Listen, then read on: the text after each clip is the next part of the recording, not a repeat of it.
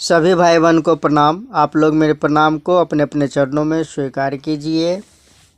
मेरे द्वारा बनाई गई वीडियो में आपने सुना अध्यात्म क्या है, धर्म क्या है,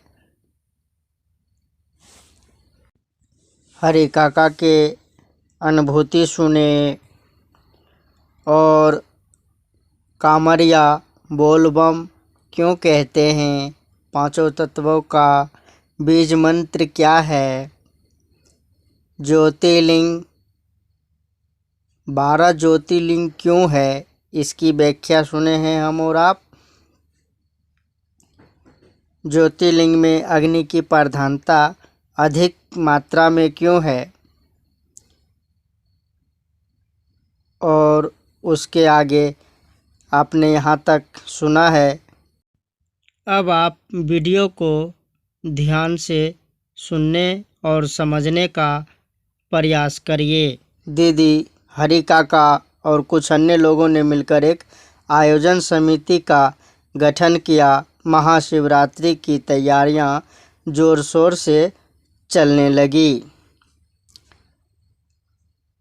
दूसरे दिन शाम में संध्या आरती के समय काका जी की अनुभूतियों के परीक्षण के विचार से नीलमानंद ने 2-4 पंक्तियाँ यथा नमः शिवाय, हर हर महादेव, जागा जागा महादेव लिखकर पूजा घर के टेबल पर रख दिया था। आज सुबह उठते ही प्रातः स्मरण के साथ ही उन पंक्तियों पर नजर पड़ी। एक पंक्ति जिस पर लाल सही का निशान लगा था वह था जागा जागा महादेव। हरिंद्रानंद को इस आशय की सूचना दी गई। उन्होंने कहा, महादेव की यह इच्छा है और उसकी इच्छा में ही शक्ति है। हरि काका को जो इम्प्रेशन आया था लगता है वो अक्षरशः सही है। अब हम लोग जब भी किसी को शिव का शिष्य बनाएंगे तो इसकी सूचना जागा जागा महादेव के उद्घोष से शिव के अंतरिक्ष साम्राज्य को दिया करेंगे। अब चावल कभी कभार ही बिछाता था। कुछ पूछने पर कोई संवाद नहीं रहता, केवल एक त्रिशूल का निशान बन जाता। मनुष्य के अहम भाव के शुद्र आवरण को भेद कर कभी न कभी वह विश्व नियामक प्रकाश की क्षीण रेखा ही सही उस तक पहुंचा देती ही है।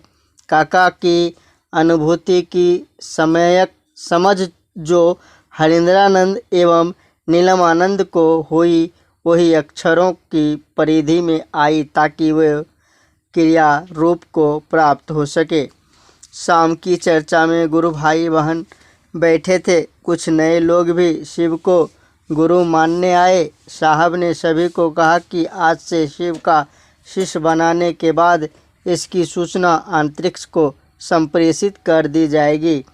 इस लोभहर्ष परिपाटी ने जो अभी आकार ही ले रही थी सभी को विस्मित कर दिया। आखिर अंतरिक्ष को इसकी सूचना कैसे दी जाए? क्या वह परम चैतन्य शिव सोया हुआ है जो स्वयं में एक आलोकमय प्रकाश है? उसे प्रकाश की आवश्यकता है। सभी हरिंद्रानंद द्वारा इसकी व्याख्या चाहते थे। साहब की आंखें चमक रही थी। न जाने कौन सा प्रकाश पुंज उनकी आंखों में समाया था। उन्होंने कहा, जागा जागा महादेव का उद्घोष शिव शिष्यों का नारा नहीं है, एक अजीब सा अनुशासन था उनकी आवाज़ में। किसी व्यक्ति द्वारा गुरु माने जाने पर उसकी सहमति के बाद ही उसके नाम की सूचना अंतरिक्ष को देंगे। सूचना देने के क्रम में जागा जागा महादेव के उद्घोष का प्रचलन रहेगा। यह सूचना वायुमंडल में ध्वनि के संप्रेषण और भाव संपन्न प्रत्यक्ष अप्रत्यक्ष जीवात्माओं को सूचित करने के विज्ञान पर आधारित है। जागा जागा महादेव का यह अर्थ नहीं है कि वह दया निधान परम चैतन्य आत्मा महादेव सोया हुआ है, बल्कि महागुरु महादेव के प्रति शिष्यों में जागृत एवं सजग स्थिति उत्पन्न हो, इसी उद्देश्य से मात्र से घोषणा में जगह जगह महादेव के उद्घोष की परंपरा रहेगी। वहाँ उपस्थित शिव शिष्यों और शिष्याओं ने सहमति दी और इन्हें आश्वस्त किया कि अब आगे ऐसा ही किया जाएगा। शाम के नाश्ते के लिए दीदी ने हलवा बनाया था, जो शेष था सभी के लिए लाया गया। हलवा खाते हुए एक ने सवाल किया कि सर, आप कहते हैं शिव के शिष्य को अपने गुरु से दया की याचना करनी चाहिए। दया और कृपा दोनों अलग अलग है क्या? साहब ने कहा, हाँ, दोनों दो चीज़ें हैं। कृपा का अर्थ है करो और पाओ। दया का अर्थ है किया कुछ नहीं फिर भी पाने की चाहत है। भारतीय अध्यात्म में मान्य है मोक्ष मूलम गुरु कृपा। यहाँ दया शब्द का प्रयोग नहीं हुआ है। इस्लाम और ईसाई मत में परमात्मा से दया की याचना करने का विधान है। पहली बार मैंने ही गुरु से दया मांगने की बात कही है। जब कोई व्यक्ति अपने प्रयासों से क्लांत हो जाता है, निरुपाय हो जाता है, तब गुरु ही एकमात्र उपाय है। गुरु पद ही दया के लिए सृजित हुआ है। गुरु सिर्फ और सिर्फ दया करते हैं।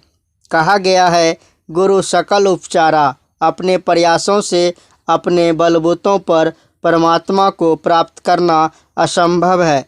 जगत गुरु मात्र अपनी दया से भोग और मोक्ष अभिन्न रूप से प्रदान करते हैं। वर्तमान परिवेश में मानव मात्र का कल्याण केवल गुरु दया से ही संभव है। चर्चा के क्रम में समय का पता ही नहीं चला, रात हो गई।